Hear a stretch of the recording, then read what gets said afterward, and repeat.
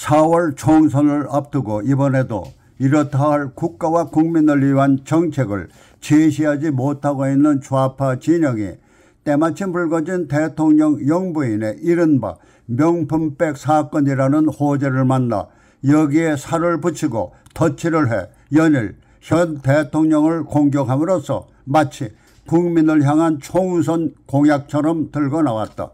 그래서 지난날 좌파들이 그랬던 것처럼 이번에도 그와 같은 소재인 영부인 명품백 사건을 그들의 국민의 눈높이에서 국정조사를 해야 한다는 데까지 끌고 나가며 정치 쟁점화하면서 이번 총선 승리의 디딤돌로 삼으려 하는 것이다. 이와 같은 좌파들의 행태는 탓할 것이 없다. 왜냐하면 그것이 그들의 버리지 못하는 속성이기 때문이다. 문제는 이들의 이와 같은 정치쇼에 대처하는 대통령 비서실을 비롯해 이번 선거에서 기필코 승리해 그동안 벌려놓은 좌파들의 쓰레기 같은 정책들을 말끔히 쓸어주기 바라는 대다수 국민들의 염원에 국민의힘 등 보수 진영이 무기력하게 휘둘리고 있다는 것이다. 우선 대통령 비서실이 총선 승리를 위해 혼신의 힘을 쏟고 있는 한동훈 비상대책위원장이 좌파에서 광변하는 영부인의 명품백 사건을 국정에 반하는 정치적 사건으로 침소봉대하며 그들의 눈높이에서 국정조사까지 들고 나오자 이에 대한 한동훈 비대위원장의 눈높이 발언을 상대편을 모함하기 위해서는 진실을 뒤로하고 가짜와 모략의 시선을 맞추는 소수 좌파의 눈높이에 오버랩시켜 대통령 비서실에서 비대위원장의 퇴진을 들고 나온 것일 게다.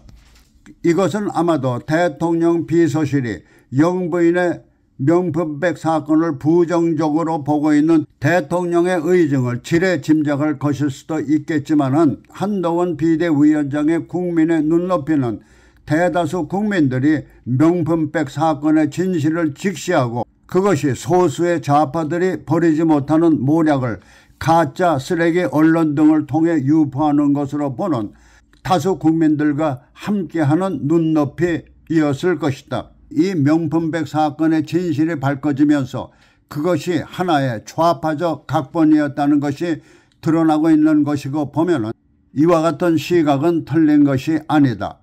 우선 재미 목사는 최모 씨가 영부인에 접근한 동기부터 의문을 던지고 있다.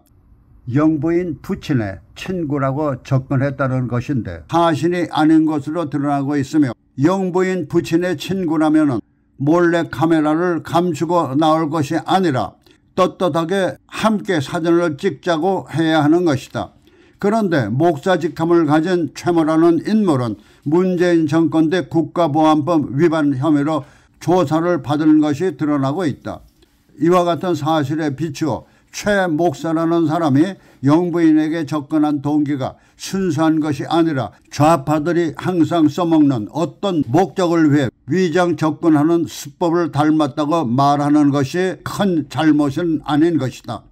그러나 이와 같은 불순한 위장 접근에 순수한 인간적인 마음에서 받아들인 영부인의 여린 행동을 탓할 수는 있겠지만은 인간적인 품위는 탓할 일이 아니다. 다만 영부인으로서의 권위를 지키지 못한 것이지 인간적인 품위를 잃은 것은 아니기 때문이다. 이런 영부인의 이중적 모습이 결코 좌파들의 프레임에 갇혀 정치적인 문제가 될 수는 없는 것이다.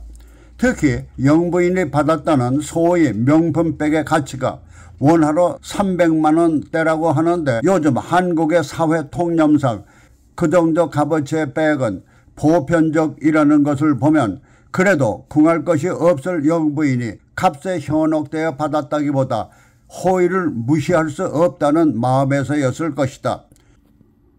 이와 같은 사실은 문제백을 영부인 자신이 개인적으로 보관하지 않고 대통령 기록물로 처리해 보관하고 있다는 것으로 입증해주고 있다. 이것은 영부인 이전에 한 인간으로서의 도리인 것이며 그와 같은 도리를 탓한다면 잘못인 것이다. 이와 같은 명품백의 진실이 사실이고 보면은 대통령 비서실의 대응은 미흡한 것이다. 그것은 이와 같은 좌파의 음모에 놀아나는 모습을 보이는 것처럼 최편인 한동훈 비대위원장의 타전을 먼저 들고 나왔으니 좌파들은 그들의 음모가 효과를 보고 있는 것으로 더 기승을 부릴 것이기 때문이다. 한동훈 비대위원장의 퇴진 발언보다는 오히려 명품백 사건을 정치 문제화하기 위해 가짜 프레임을 짠 조직에 대한 수사나 영부인을 기만한 내용에 대한 국정조사도 선행돼야 한다는 엄포라도 놓는 것이 순서인 것이다. 한동훈 비대위원장의 퇴진 발언이 불거지며 국민의힘 내부에서는 서로 의견이 엇갈리며 좌측 우도를 하는 모습까지 보이자 좌파 집단에서는 대통령과 한동훈 비서위원장의 불협 화음까지 들고 나오자 급기야 며칠 후인 지난 23일에는 충남 서천 화재 현장에 윤석열 대통령과 한동훈 비대위원장이 함께 모습을 보이며 이미 언론들이 부각시킨 불협 화음과 내부 분열에 대한 진화 작업에 나서는 모양새를 보였지만은 대통령 비서실의 어설픈 초기 대응으로 효과를 보지 못하는 것이다.